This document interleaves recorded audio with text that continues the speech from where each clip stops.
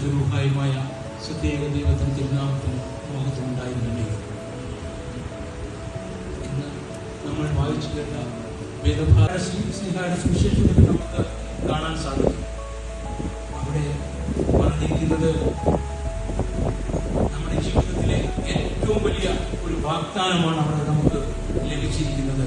കാരണം മുട്ടുവിൻ തുറക്കപ്പെടും, അന്വേഷിപ്പിൻ കണ്ടെത്തും, ലഭിക്കും എന്നൊക്കെയാണ് നമ്മളത് പറഞ്ഞിരിക്കുന്നത്. ഇന്ന് ഒരുപാട് പേരും ഇത് നമ്മുടെ സ്വന്തം ആവശ്യത്തിനുള്ള യാചനകളാണെന്ന് തെറ്റിദ്ധരിച്ചുകൊണ്ട് നമ്മുടെ വിശുദ്ധ കുർബാനയിൽ പോലും പറയുന്നത് ഇത് ശരിയായ ഒരു ആരാധന രീതിയല്ല എന്ന് പറഞ്ഞ് കരിസ്മാറ്റിക്കിലേക്കും അതുപോലെ തന്നെ മറ്റു പ്രസ്ഥാനങ്ങളിലേക്കും പോകുന്ന ഒരു തന്ത്രപ്പാടിലാണ് ഇന്ന് ഒരുപാട് പേര്. കാരണം അവിടെ ചെന്നാൽ നമ്മുടേതായ ആവശ്യങ്ങളെ അറിയിക്കുവാൻ സാധിക്കുന്നു എന്നാണ് പലരുടെയും വിശ്വാസം. പക്ഷെ അതിലെന്താണ് സംഭവിക്കുന്നതെന്ന് ഇന്നുവരെ ആരും തിരിച്ചറിഞ്ഞിട്ടില്ല. ഇവിടെ യേശുതമ്പുരാൻ പറഞ്ഞിരിക്കുന്നത് ആദ്യം ദൈവരാജ്യവും അവന്റെ നീതിയും അന്വേഷിപ്പിക്കും എന്നാണ്. ഇവിടെ വിശുദ്ധ മത്തായി ശ്ലീഹായുടെ സുവിശേഷം 6-ാം അധ്യായത്തിൽ പറഞ്ഞിരിക്കുന്നത് വാതിലുകളെ തുറക്കട്ടെ എന്നാണ്. എന്ന് പറഞ്ഞാൽ നമ്മുടെ പിതാവും പുത്രനും പരിശുദ്ധ രൂഹായും ആയ സത്യ ഏകദൈവം നമ്മുടെ ഓരോരുത്തരുടെയും ഹൃദയങ്ങളിൽ വിളങ്ങട്ടെ എന്നാണ് അതിനെ നമ്മൾ മനസ്സിലാക്കുന്നത്. നമ്മുടെ ഇന്ന് വായിച്ചു കേട്ട വേദഭാഗത്തിൽ അതുപോലെ തന്നെ നമ്മുടെ വിശുദ്ധ കുർബാനയിൽ പറയുന്നത് പിതാവ് നമ്മോടുകൂടെ, പുത്രൻ നമ്മോടുകൂടെ, പരിശുദ്ധ രൂഹ നമ്മോടുകൂടെ, ഈ തൃത്വം നമ്മളിൽ ഇരിക്കുന്നു എന്നുള്ള സത്യം നമ്മൾ ഓരോരുത്തരും മറന്നു പോകരുത്. അപ്പൊ ഇവിടെ യേശുനമ്പുരാൻ അവിടെ പറഞ്ഞിരിക്കുന്നത് ദോഷികളായ നിങ്ങളുടെ മക്കൾക്ക് നല്ല ദാനങ്ങളെ കൊടുക്കുവാൻ ഇച്ഛിക്കുന്നുവെങ്കിൽ സ്വർഗസ്ഥനായ പിതാവ് എത്രയധികം പരിശുദ്ധാത്മാവിന്റെ ദാനങ്ങളെ നൽകുമെന്നാണ് അവിടെ പറയുന്നത്. സ്വന്തം ആവശ്യങ്ങളെ നൽകുന്നല്ല യേശുനമ്പുരാൻ അതിനുശേഷം അവിടെ പറഞ്ഞിരിക്കുന്നത്. അപ്പൊ ഇവിടെ അതിനുശേഷം പറയുന്നത് എന്താണ്? അപ്പം ചോദിച്ചാൽ കല്ല് കൊടുക്കുമോ? മീൻ ചോദിച്ചാൽ പാമ്പിനെ കൊടുക്കുമോ? മുട്ട ചോദിച്ചാൽ തേളിനെ കൊടുക്കുമോ? എന്നൊക്കെയാണ്. ഇത് പറയുമ്പോൾ നമ്മൾ പഴയ നിയമത്തിൽ ഇസ്രായേൽ മക്കളെ മിസ്രൈമിൽ നിന്ന് മോചിപ്പിച്ചുകൊണ്ട് വരുമ്പോൾ അവർക്ക് മരുഭൂമിയിലൊക്കെ താമസിക്കേണ്ടി വന്നു. അവിടെ ഒരുപാട് പ്രയാസങ്ങളൊക്കെ ഉണ്ടായി. സംഖ്യാപുസ്തകം 11-ാം അധ്യായം നമ്മൾ വായിക്കുമ്പോൾ അവർ പിറുപിറുത്തു നമുക്ക് കാണാം. അവിടെ സൗജന്യമായി ഞങ്ങൾക്ക് മീൻ ലഭിച്ചിരുന്നു, ചെറുള്ളി ലഭിച്ചിരുന്നു, കക്കടി ലഭിച്ചിരുന്നു, കൊച്ചുള്ളി ലഭിച്ചിരുന്നു, വെളുത്തുള്ളി ലഭിച്ചിരുന്നു എന്നൊക്കെ എഴുതി വെച്ചിരിക്കുന്നത് കാണാം. ഇങ്ങനെയാണ് അവർ പിറുപിറുത്തത്. അപ്പോൾ യഹോവയായ ദൈവത്തിന് കോപം വന്നു, അവരുടെ ഇടയിലേക്ക് പാമ്പുകളെ അയക്കുന്നുണ്ട് നമുക്ക് വായിക്കാൻ സാധിക്കും. ഇവിടെ അതിനുശേഷം പറയുന്നത് എന്താണ്? ഭൂതങ്ങളെ പുറത്താക്കുന്ന കാര്യം. ഭൂതങ്ങളെ പുറത്താക്കുന്നു എന്ന് പറയുമ്പോൾ ഭൂതന്മാർ യേശുവിനോട് പറയുകയാണ്, നിങ്ങൾ ഭൂതങ്ങളുടെ തലവനെ കൊണ്ടാണ് ഭൂതങ്ങളെ പുറത്താക്കുന്നതെന്ന്.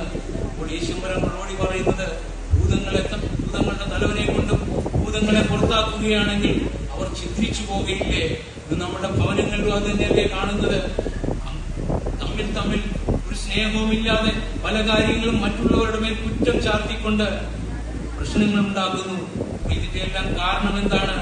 ഈ നമ്മളുടെ ഓരോരുത്തരുടെയും ഈ വിശ്വാസങ്ങളാണ്. ഭൂതങ്ങളുടെ തലവനാണ് നമ്മൾ വസിക്കുന്നുള്ള തോന്നലാണ് നമുക്കുള്ളത്. എന്നാൽ കർത്താവ് പറയുന്നത് ദൈവമാണ് ഇതെല്ലാം ചെയ്തിരിക്കുന്നതെന്നുള്ള വിശ്വാസം നമുക്ക് വന്നാൽ ദൈവരാജ്യം നമ്മളിൽ കാണാൻ സാധിക്കുമെന്നാണ്. ഇവിടെ ഇതിന്റെയൊക്കെ കാരണം എന്താണെന്ന് ചോദിച്ചാൽ ദൈവം തമ്പുരാൻ പറയുന്നത് ആ ദൈവത്തിന് സ്നേഹം ഉള്ളത് കൊണ്ടാണ് ഇതൊക്കെ സംഭവിക്കുന്നതെന്നാണ് യേശു തമ്പുരാൻ പറയുന്നത്. അതുകൊണ്ടാണ് വിശുദ്ധ യോഹന്നാൻ ശ്ലീഹ പറയുന്നത് ദൈവം സ്നേഹം തന്നെ എന്ന്. സ്നേഹം തന്നെ എന്ന് പറയുമ്പോൾ അത് രൂപമാണോ എന്ന് പലർക്കും സംശയം തോന്നിയേക്കാം. ഇവിടെ നമ്മൾ 2 കൊരിന്ത്യർ 3-ാം അധ്യായത്തിന്റെ 18-ാം വാക്യത്തിൽ നമ്മൾ വായിക്കുമ്പോൾ, എന്നാൽ മൂടുപടം നീങ്ങിയ മുഖത്ത് കർത്താവിന്റെ തേജസ്സിനെ കണ്ണാടി പോലെ പ്രതിബിംബിക്കുന്നവരായി നാം എല്ലാവരും തേജസ്സിന്മേൽ തേജസ് പ്രാപിച്ച് അതേ പ്രതിമയായി രൂപാന്തരപ്പെടുന്നു എന്ന് പറഞ്ഞാൽ ഇവിടെ നമ്മൾ ഓരോരുത്തരും ദൈവ പ്രതിമകളാണ് ആയിട്ടാണ് നമ്മളെ കാണുന്നത്. നമ്മൾ ഓരോരുത്തരും ദൈവ പ്രതിമകളാണെന്നാണ് നമ്മൾ മനസ്സിലാക്കേണ്ടത്. ഇവിടെ അദൃശ്യനായ ദൈവത്തിന്റെ പ്രതിമയാണ് യേശു ക്രിസ്തു എന്നാണ് നമ്മൾ മനസ്സിലാക്കുന്നത്. ഈ സുവിശേഷങ്ങൾ വായിക്കുമ്പോൾ നമുക്ക് അങ്ങനെയാണ് അറിവ് ലഭിക്കുന്നത്. ഈ സ്നേഹമൊക്കെ കാണിച്ചിട്ട് അവർ യേശു ക്രിസ്തുവിനെ ക്രൂശിച്ചു. ഈ ക്രൂശുമരണത്തിലും ഓരോരുത്തർക്കും സ്നേഹമാണ് തന്നുകൊണ്ടിരിക്കുന്നത്. അപ്പോൾ നമ്മൾ ഓരോരുത്തരും ഈ ക്രൂശുമരണത്തിൽ അവനോടുകൂടെ ഉണ്ടായിരുന്നു എന്നാണ് നമ്മൾ മനസ്സിലാക്കുന്നത്. അതാണ് വേദപുസ്തകം നമ്മളെ പഠിപ്പിക്കുന്നത്. പലർക്കും വിശ്വസിക്കാൻ പ്രയാസമായിരിക്കാം. എന്നാൽ കൊലോസ്യ ലേഖനം 2-ാം അധ്യായത്തിന്റെ 11-ാമത്തെ വാക്യം വായിക്കുമ്പോൾ അവരിൽ നിങ്ങൾ ക്രിസ്തുവിന്റെ പരിച്ഛേദനയാൽ ശരീരം ഉരിഞ്ഞു കളഞ്ഞതിനാൽ തന്നെ കൈകൊണ്ടല്ലാത്ത പരിച്ഛേദനയും ലഭിച്ചു. സ്നാനത്തിൽ നിങ്ങൾ അവരോടുകൂടെ അടക്കപ്പെടുകയും അവനെ മരിച്ചവരുടെ ഇടയിൽ നിന്ന് ഉയർത്തെഴുന്നേൽപ്പിച്ച ദൈവത്തിന്റെ വ്യാപാര ശക്തിയിലുള്ള വിശ്വാസത്താൽ അവനോടുകൂടി നിങ്ങളും എഴുന്നേൽക്കുകയും ചെയ്തു. ഇതാണ് പൗലോസ്ലീഹ നമ്മളെ പഠിപ്പിക്കുന്നത്. ഇതൊന്നും സംഭവിച്ചത് എന്തുകൊണ്ടാണ്? നമ്മുടെ ആവശ്യം കൊണ്ടാണോ? നമ്മുടെ ആഗ്രഹം കൊണ്ടാണോ? നമ്മൾ തീരുമാനിച്ചത് കൊണ്ടാണോ? നമ്മൾ വ്യക്തിപരമായി ഇതിനൊന്നും ചെയ്തില്ല. ദൈവത്തിന്റെ വിശ്വാസത്താലാണ് നമ്മൾക്ക് ഇതൊക്കെ സംഭവിച്ചത്. ഈ 2000 വർഷങ്ങൾക്ക് മുമ്പ് നമ്മൾ ക്രിസ്തുവിൽ ഉണ്ടായിരുന്നു. ആർക്കും നിഷേധിക്കാൻ സാധിക്കുന്ന കാര്യമില്ല. അതിന് മറ്റൊരു ന്യായീകരണം നമുക്ക് പറയാനില്ല. കാരണം 2000 വർഷങ്ങൾക്ക് മുമ്പ് നമ്മൾ ക്രിസ്തുവിലായിരുന്നു എന്നാണ് പൗലോസ്ലീഹ നമ്മളെ പഠിപ്പിക്കുന്നത്. മനുഷ്യ ശരീരത്തിലെ പാപങ്ങളെ ക്രിസ്തു നിവാരണം ചെയ്തു. പൗലോസ്ലീഹ പറയുന്നത് ഒരുവൻ മരിച്ചിരിക്കെ എല്ലാവരും മരിച്ചു എന്നാണ്. അപ്പോൾ നമ്മൾ ഈ വിശുദ്ധ ദേവാലയത്തിൽ വരുമ്പോൾ നമ്മുടെ ബഹുമാനപ്പെട്ട പട്ടക്കാരൻ നമുക്ക് വേണ്ടി തന്നെ കർത്താവായ യേശു പഠിപ്പിച്ച പാതയിലൂടെ തന്നെ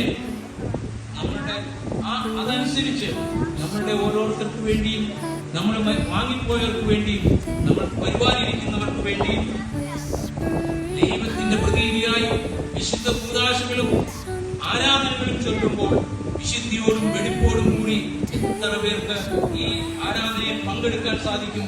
അത് നമ്മൾ വിശുദ്ധിയോട് പങ്കാളികളാകുമ്പോൾ പിതാവും പുത്രനും പരിശുദ്ധ റൂഹായുമായ സത്യ ഏകദൈവം ത്തിന് സ്തുതിയും സ്തോത്രവും അർപ്പിക്കുമ്പോൾ നമ്മുടെ മനസ്സുകളും ചിന്തകളും ഈ ദൈവത്തിന്റെ സന്നിധിയിലാകുമ്പോൾ നമുക്ക് ഈ ലോകകാര്യങ്ങളിൽ ചിന്തയില്ലാതെ സ്വർഗീയ അനുഭൂതികളിലായിത്തീരുന്നു.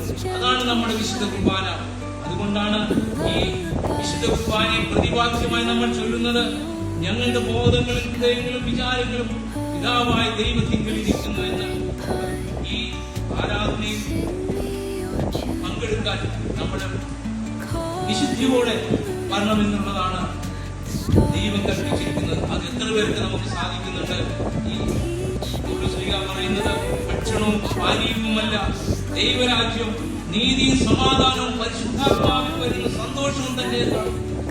ഇതായിരിക്കണം വിശുദ്ധ കുർബാനയിൽ നമ്മുടെ ചിന്തകൾ. അതുകൊണ്ടാണ് പണ്ടക്കാലം വിശുദ്ധ കുർബാനയിൽ പറയുന്നത് സ്തുതിയും സ്തോത്രവും പ്രാർത്ഥനയും പുകഴ്ചയും മാഞ്ഞു പോകാത്ത നല്ല ഉന്നതിയും സദാനേരവും ഇടപെടാതെ കരയുവാൻ ഞങ്ങളെ യോഗ്യരാക്കണമെന്ന്. നമ്മൾ അതുകൊണ്ടാണ് നമ്മുടെ നമസ്കാരത്തിൽ പാടുന്നത് സ്തുതിയും കർത്താവേ ഞാൻ തരുതേ കയ്യോ ചെയ്യരുതേ ഞാൻ പാതകിയെന്നറിയുന്നേ സർവകടങ്ങളും ആരാഞ്ഞാൽ നരകം താനെന്ന അവകാശം നിന്നെ വിളിപ്പാൻ കഴിവെന്നെ മൗനം ഹൃദിയാ ഞാൻ പോകും നീക്കുക കൃപയാലും പാപം. നമ്മുടെ ആരാധനയിൽ നമ്മൾ പറയുകയാണ് നമ്മളൊക്കെ പാപികളാണ്, നമ്മുടെ പാപങ്ങളെയൊക്കെ നീക്കണമേ എന്ന്. ഇതാണ് നമ്മുടെ വിശുദ്ധ ആരാധന എന്ന് പറയുന്നത്. ഇങ്ങനെ നമ്മൾ ചിന്തിക്കുമ്പോൾ നമ്മുടെ ചിന്തകളും ദൈവത്തോടു കൂടി ആയിരിക്കും, നമ്മളും ദൈവത്തിലായി തീരും. അതുകൊണ്ടാണ് നമ്മൾ ഇങ്ങനെ പാടുന്നത് കരുണ നിറഞ്ഞവനെ പുനരുത്ഥാനത്തിൽ നിന്നുടെ സൃഷ്ടിയെ നീ പുതുതാക്കിയിടണമേ. ഇതാണ് നമ്മുടെ വിശുദ്ധ കുർബാന.